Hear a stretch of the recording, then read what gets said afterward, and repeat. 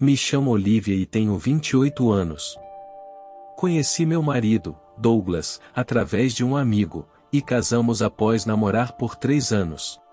Ainda não temos filhos, mas aproveitamos nosso tempo juntos. A família de Douglas possui uma pequena fábrica com cerca de 30 funcionários, e estão se saindo muito bem na região.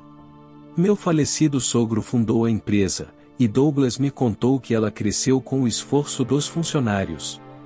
Agora, a irmã de Douglas, Magda, é a CEO da empresa. Aliás, ela não é casada. A Magda tem talento para os negócios, e os resultados da empresa melhoraram recentemente. Deve ser por causa da excelente habilidade de comunicação da Magda, assim como a da mãe.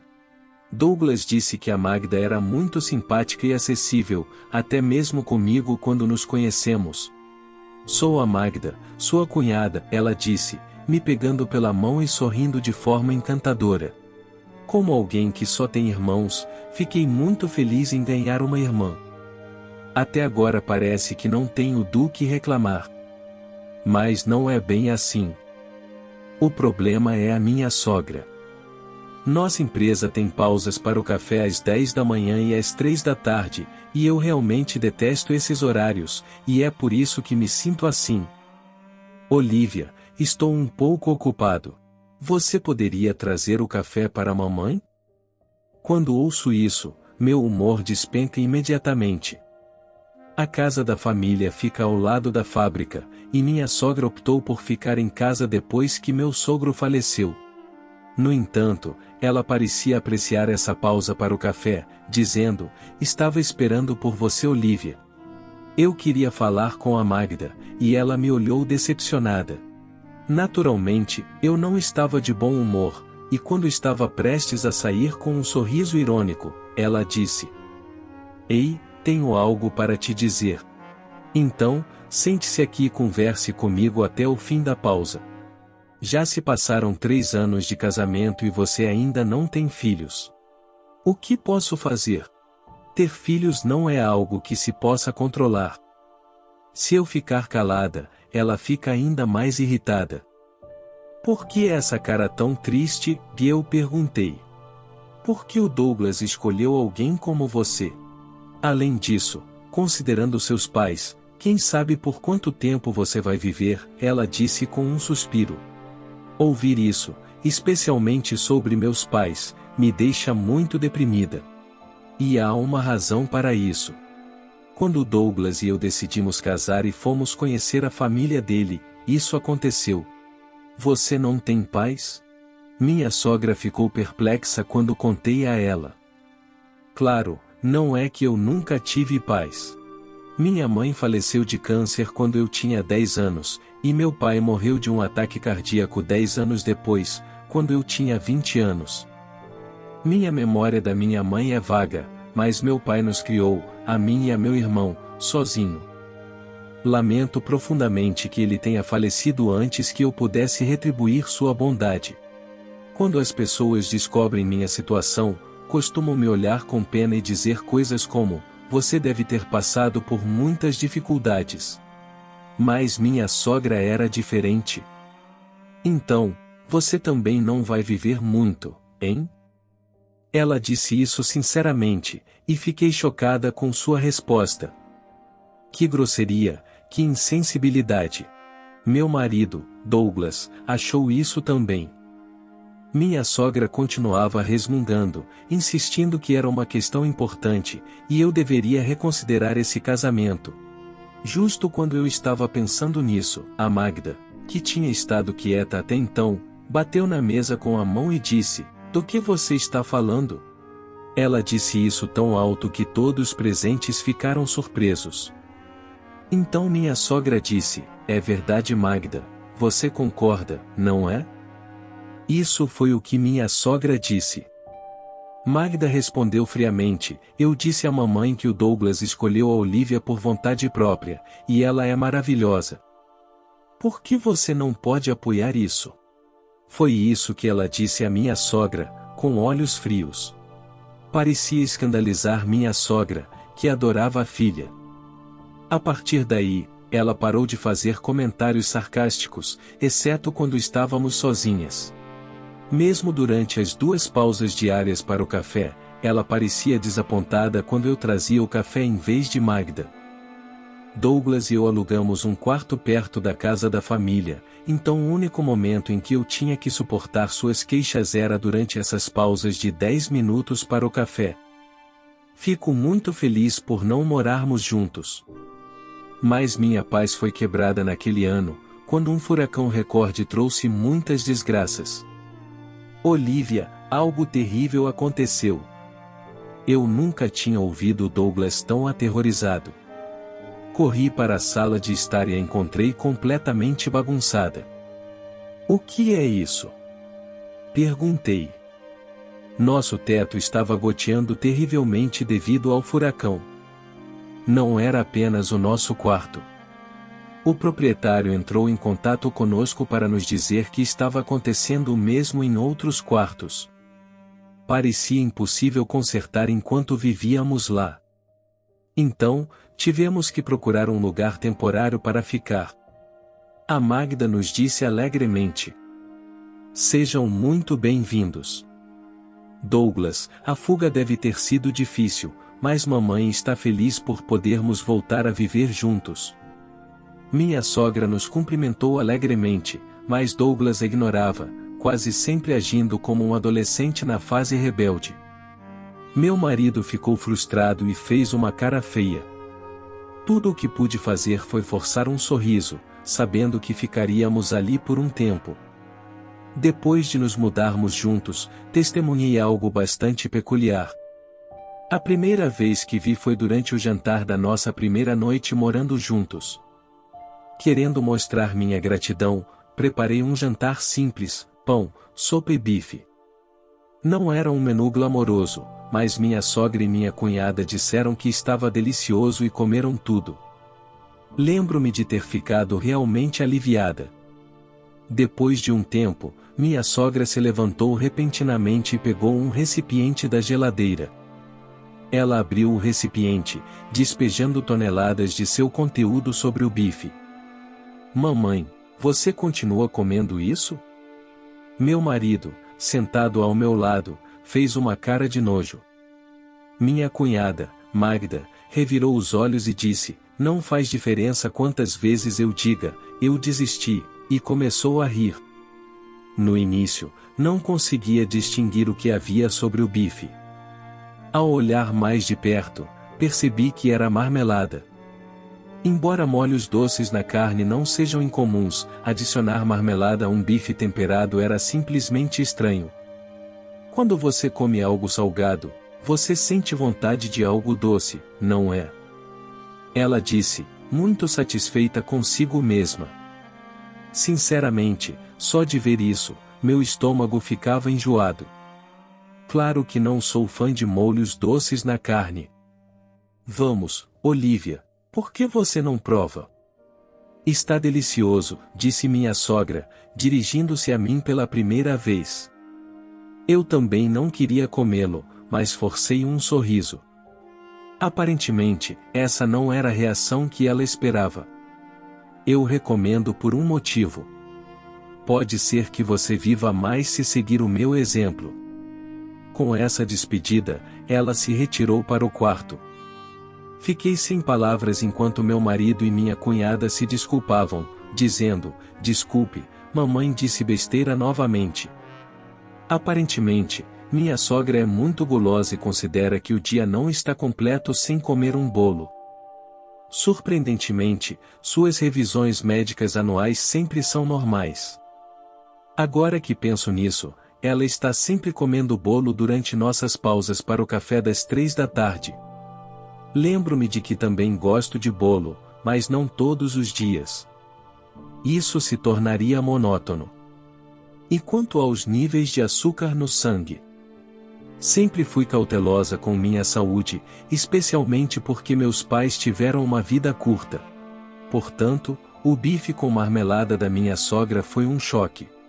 "Espere, Magda, você compra o bolo todos os dias?" Fui pega de surpresa. Magda admitiu: "Sim, eu tenho que ir comprar." Ela diz que tem vergonha de fazer isso sozinha. Graças a isso, me tornei muito amiga de todas as confeitarias da região. Magda riu. Ao ver isso, meu marido, Douglas, disse: Magda, isso não é motivo de risada. Mamãe está ficando mais velha, precisa começar a se preocupar com sua saúde. Sempre deixei que a Magda cuidasse da mamãe, e me sinto mal por isso.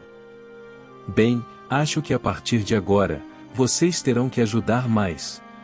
Magda disse alegremente. Me preparei para mais interações com minha sogra. Morar com meus sogros tornava meus deslocamentos muito mais curtos, então, tomei a iniciativa de ajudar nas tarefas domésticas antes e depois do trabalho. Tentei iniciar conversas com minha sogra. No entanto, frequentemente ela me dava as costas ou simplesmente me ignorava. Mesmo assim, nunca perdi a oportunidade de reclamar sobre as crianças durante nossas pausas para o café. Desde que me mudei aqui, tive mais dias ruins. Deve ser o estresse. Meu ânimo estava lá embaixo. Meu marido percebeu e ofereceu várias vezes para me acompanhar ao médico, sugerindo que mudássemos para um hotel temporariamente. No entanto, eu recusei, pois achei que seria um desperdício de dinheiro, e o hotel mais próximo estava um pouco longe. Então, aconteceu o pior, uma viagem de negócios de uma semana inteira. Fiquei sem palavras com a notícia do meu marido. O motivo do meu desespero era que a minha cunhada, Magda, também estava indo embora. Isso significava que eu ficaria sozinha com minha sogra. Se eu dissesse que meu marido se ofereceu para me levar com ele, porém pensei que era apenas uma semana. Esperava conseguir suportar, principalmente porque ainda não estava me sentindo bem. No dia em que eles partiram, Magda me enviou um guia de sobrevivência para as sogras no meu telefone. Se algo acontecer, dê bolo para ela e você ficará bem. Não pude evitar rir.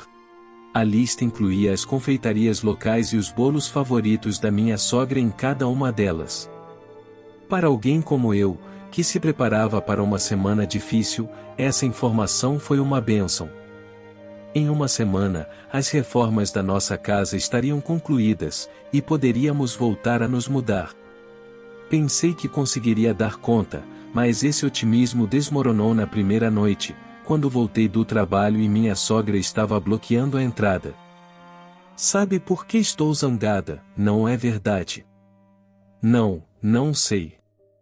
Não sou vidente, respondi, perdendo a paciência. Minha sogra disparou: hoje você pulou as pausas para o café das 10 da manhã e das 3 da tarde. Suas palavras me pegaram de surpresa. Com meu marido e a Magda fora, e as tarefas do final do mês se acumulando, eu havia esquecido completamente das pausas para o café da minha sogra. Eu nunca tomei café. Pensei que você entenderia, já que costumava trabalhar. Mas ela gritou assim que ficamos sozinhas. Você começou esse assédio, mulher má.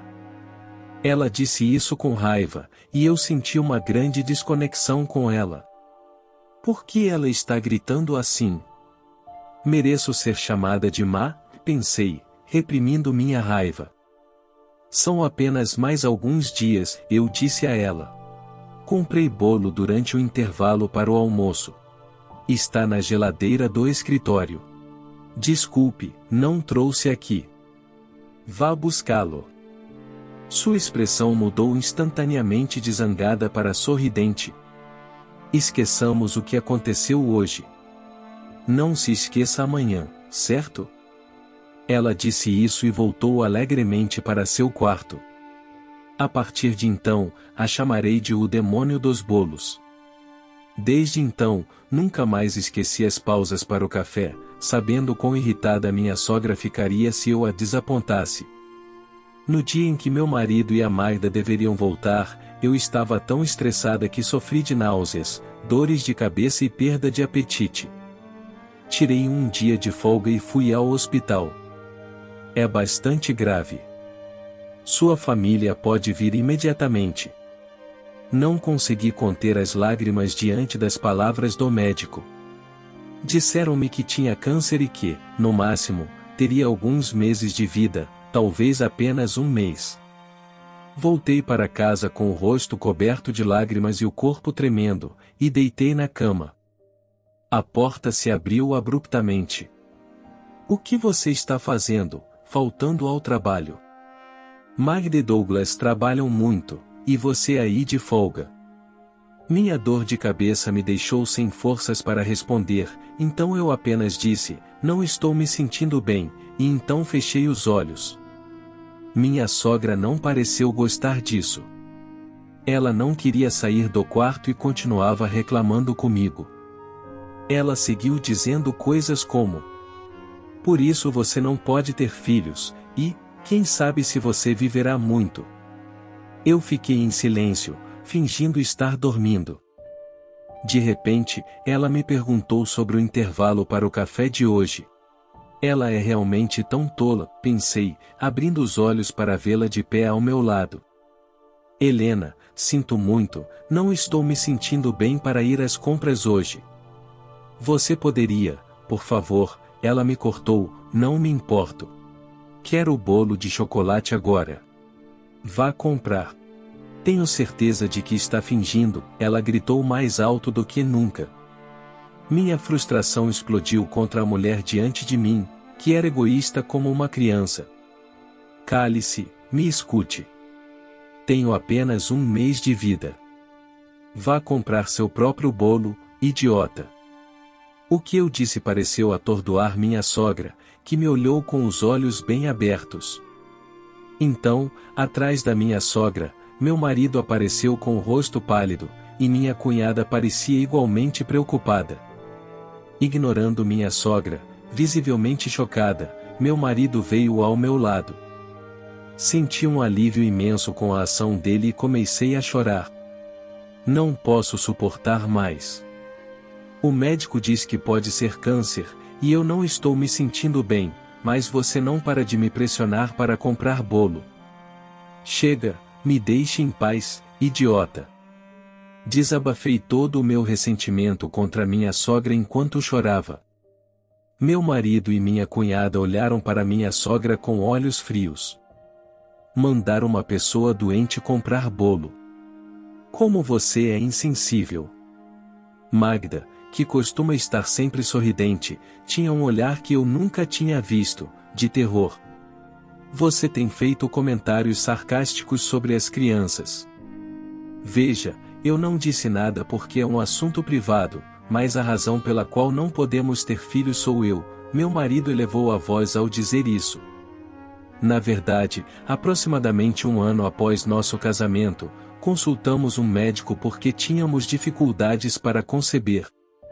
Os testes mostraram que eu estava bem, mas os números do meu marido eram baixos. Ele se sentia muito deprimido e não parava de me pedir desculpas com um rosto triste. Eu não queria que ele se sentisse assim, então evitava falar sobre filhos na medida do possível. Eu queria ter filhos, mas achava que a vida com meu marido era suficiente. Nunca pensei em deixá-lo porque não podíamos ter filhos.